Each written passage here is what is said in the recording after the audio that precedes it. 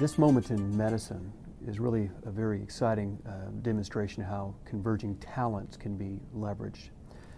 Biologists who understand the molecular basis of disease in unprecedented ways are beginning to work more closely with technologists and engineers to bring about that knowledge into a form of know-how that can be leading to new types of products to be used by physicians and practitioners of various types. You know, when you think of convergence, it's important to help, I think, describe that by way of example. You know, and there are many examples that are in our lives today that were derived from convergence and we perhaps didn't realize it. Things that are state of the art in medicine today, how imaging can allow us to look inside of our body in non-invasive ways, was really a derivative of people in the physics world teaching us how to use some of the tools that they were expert in to look inside the body in non-destructive ways.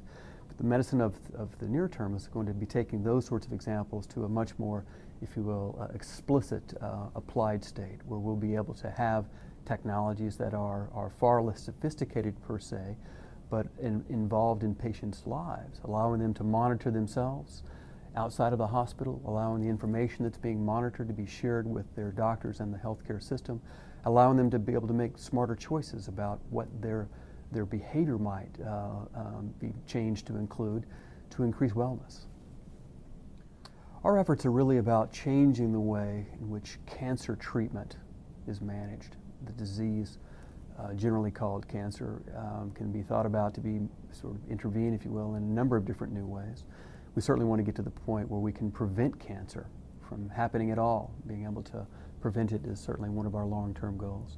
Being able to intervene earlier, that is, detect cancer much earlier, will provide a tremendous benefit in the world of oncology. And there's a number of converging technologies that are allowing us to do that, allowing us to look for biomarkers that are early evidence of a tumor perhaps forming, allowing us to then find it in the body more rigorously and treat it much earlier.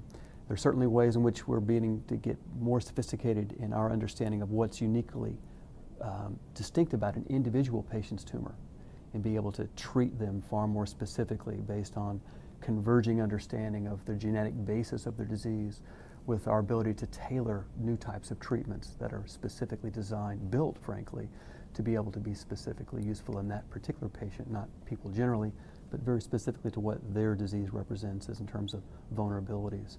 There's many other examples that are rather swiftly moving from research laboratories through engineering principles into clinical application that involve things like new types of surgical tools, allowing us to be far more capable of completely removing tumors as opposed to unfortunately leaving cancers behind. So in the world of oncology, this convergence paradigm is already well underway, and we expect to see tremendous new examples even in the near term.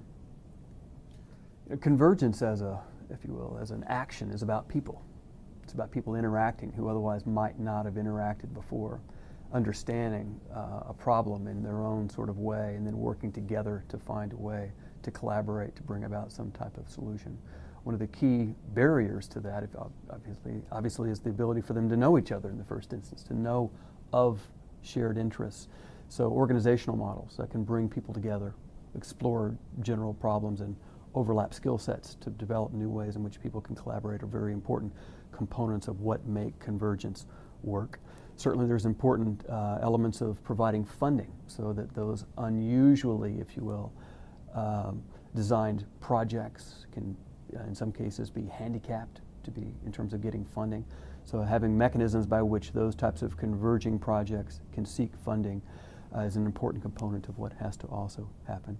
And I think it's clear that the impact statement of these sorts of projects also have to be articulated clearly to the larger society so they understand how some of the things that are emerging can provide tremendous benefit in their lives. Again, a part of the sort of return on investment, if you will, component of what convergence needs to embrace early on as well. Well, money can come from lots of places, right? I think it's important for us at the level of our society to appreciate the fact that these are investment requiring activities. These aren't things that can happen out of sort of conventional coffers, if you will. We have to find a way to support this work in novel and creative ways. What I think is turning out to be an evolving component of addressing the solution is syndication. that universities are becoming far more, I think, interested in sort of downstream contributions and collaborations that tackle big problems like this.